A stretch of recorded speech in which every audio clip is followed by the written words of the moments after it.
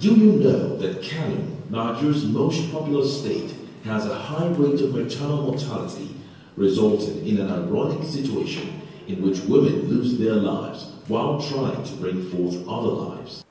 Mace-macen mata masu dauke da juna biyu ta zamto wata babbar matsala da ke addabar al'umma shekaru da dama. A bisa haka ne cibiyar kare haƙƙin ɗan adam da wayar da kai ta dukufa wajen rage wannan ƙalubale a jihar Kano. Taron ƙara juna sanin wanda ya haɗa da 'yan jaridu da kuma masu hannu da shuni a ɓangaren lafiya an gudanar da shi ne domin neman ƙarin haɗin kan al'umma da gwamnati. Shugaban ƙungiyar Dr. Ibrahim Zikrillah ya bayyana cewa ƙungiyar ta yi nisa wajen ganin ta cimma wannan ƙalubale ta hanyar nusar da al'ummar ƙananan hukumomi guda biyu a jihar a matsayin gwaji.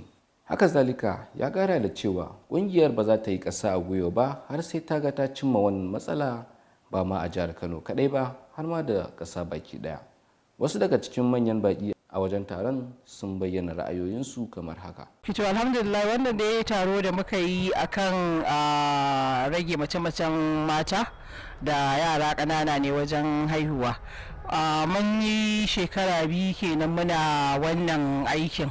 To wannan kamar irin first phase ne na wannan aikin muka rufe shi shine kuma muka kira 'yan jarida mu gaya musu nasarori da ci gaban da aka samu da kuma nan gaba idan mun kira ku sai ku samu damar wakilta ku ji me kuma za mu dora akan wannan aikin. Taron ƙara juna sani kenan wanda cibiyar kare haƙƙin ɗan adam da wayar da kai ta shirya game da yawan rasuwar mata masu ɗauke da juna biyu a jihar Kano. Ka sani gudunmuwarka za ta iya ceto rayuwarsu. Salim Umar Ibrahim, Fasaha TV.